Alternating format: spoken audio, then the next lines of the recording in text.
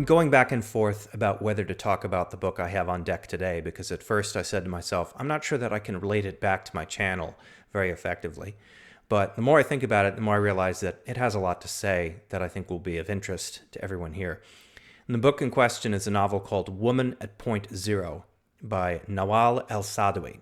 And for those of you who don't know her, El Saadawi was a key feminist figure in the Middle East, specifically Egypt. She only died a few years ago after a very long career as a writer and a thinker and an outspoken advocate for feminist rights of women throughout the Middle East.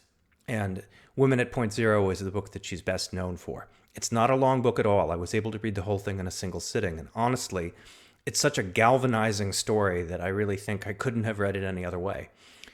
And it's not a complicated story either. It's the story of a woman on death row convicted for having murdered a man. And it's told from her point of view. It's her life story, very highly compressed, as being related to someone who was interviewing her on death row. And her life began in poverty and disgrace. She was forever treated by an object, especially by men. And over time, she found that she could achieve more dignity and autonomy for herself as a prostitute. And this even in a society that is anti-feminist as Egypt was in the 1960s. And she was able to achieve more of that for herself, or so she believed, than if she had been a supposedly respectable woman. One of the things that came to mind when I was reading it was a book that is probably only distantly analogous, which is Albert Camus' The Stranger, which is about a man who commits an inexplicable crime.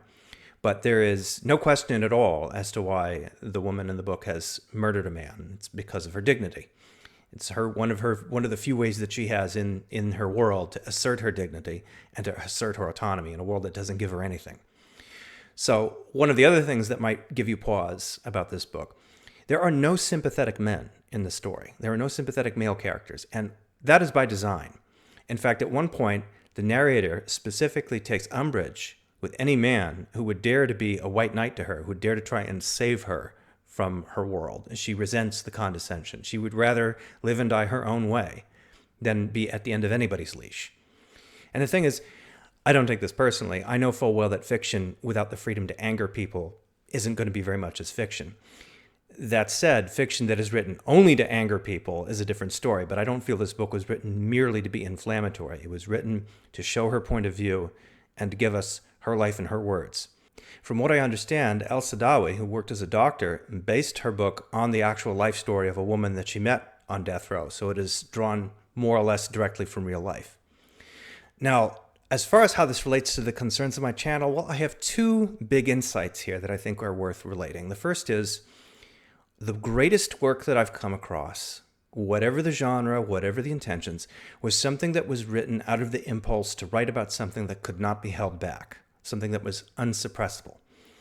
And when you take a fantastic subject and you inform it with that feeling, that gives it even more dimension and heft. And today we live in a world where more people than ever feel that they are driven to speak out about what is happening to them, what is happening to their world, to take that feeling and to meld it with the fantastic to make it that much more accessible, and also to make it that much more lively and colorful, and not just, a simple recitation of the facts. So if you take those feelings, the feeling that you have to tell the truth about the world you live in, and you let it inform your work in a personalized way, it's going to be much more interesting than if you're just inventing from whole cloth. El Saadawi chose something that was from her personal experience, something that she couldn't forget, something that she could not suppress. And as she's noted in interviews about the book, she wrote it with such speed, and my understanding was that she wrote it within the space of a week, that she clearly had no time to do anything but tell the truth. And the other aspect of the book that I think is worth talking about is how feminism relates to science fiction and fantasy as a general subject. When I was growing up, I was exposed to a number of works that were, for the time, fairly daring examples of the intersection between feminism and SF and fantasy. Joanna Russ's The Female Man, for instance, was something that I encountered fairly young, and it had a pretty big impact on me at the time. Pretty much everything by Ursula K. Le Guin. And more recently, I encountered Doris Lessing, and I encountered her book Briefing for a Descent into Hell, which is not specifically feminist, but is absolutely informed by her personalized sense of urgency about telling the truth, and also informed by her feminism as a general aspect of it. And also the work of James Tiptree Jr., which was the pen name for a woman named Alice Sheldon, And she wrote under that pen name for many years as a way of ensuring that she would get some respectability in the science fiction community, because she wasn't sure that she could get it if she wrote under her real name. So fast forward to today, and you've got more science fiction and fantasy than ever, even just published in a single year, being written both by women and by people of color and by women of color, and this is a great thing. But I also feel that it is worthwhile to go back in time a little bit and to go outside of that immediate sphere, to encounter what women have been writing for and about each other directly before this explosion of creativity and outside of its confines. And the reason to have these kinds of experiences is not to try and get ideas from those works, I think. It's probably better not to do that. The reason to read it is not to mine it for ideas. It's to have the encounter with it, just to hear what this creator's voice has to say from their vantage point, from their point in time and space, and to see for yourself how it informed what they have to say and why they say it. And that's a tougher lesson to take. And I think that's also the lesson that I took away from this book, and not just because of its harsh subject matter, but I think it was the most worthwhile one, that I was listening to this woman across time telling me about the substance of her life and death in her own words, in a way that she simply could not tell any other way except by telling the truth. So you have the themes of autonomy, the themes of gender roles and social expectations, the clashes between different ways of life, existential questions of dignity. And these are all things that a work of the fantastic can and should touch.